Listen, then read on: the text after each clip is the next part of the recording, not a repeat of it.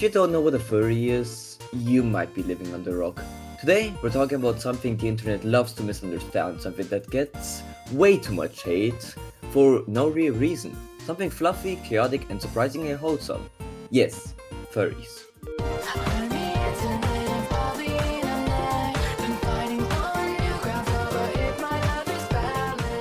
Hi, thanks for stopping by. You're going. Not... okay. So, what even is a furry? The definition is an enthusiast for anime characters with human characteristics, which is technically correct, but that definition sucks, so I'll just explain it in simple terms. A furry is simply someone who likes anthropomorphic animals, so characters that can walk, talk, or act like humans while still being animals. You've seen them everywhere. Zootopia, Bad Guys, Kung Fu Panda, Sonic, Teenage Mutant Ninja Turtles, and most cartoons out of the 90s. If you've watched some of those and thought, wow, that character looks kinda cool, congratulations, you've taken your first step of being a furry.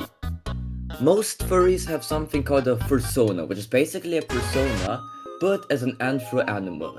It can be anything: a wolf, a cat, a dragon, a goat, superior choice, a hybrid, or even a species that doesn't exist, like Protogen, Surgal, or Avalis. Your persona can represent your personality, your ideal self, or just a fun character you represent yourself as. Some people draw their persona, some commission art, some use it online, and some eventually get a fursuit of it.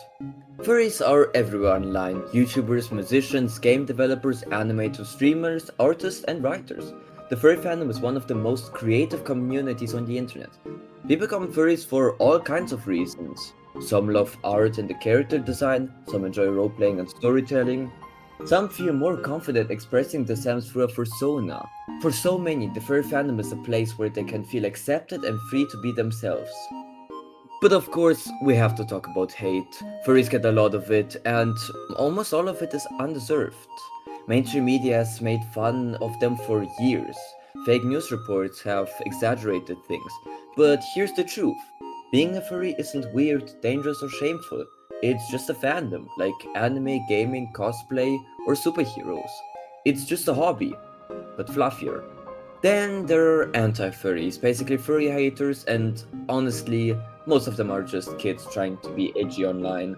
Fun fact, a lot of furries started out as furry haters, speaking from experience. I mean, my friend, I'm not a furry. Anyways, one of the biggest accusations for not furries is that they think they're animals and they act like them. But that is not true at all.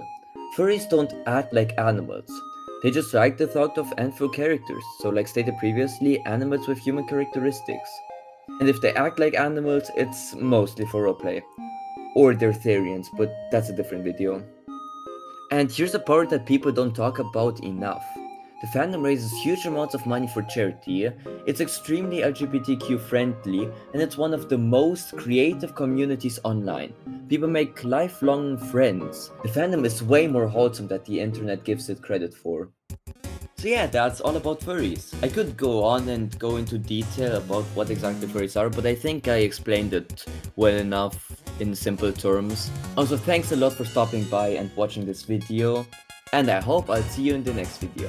Goodbye.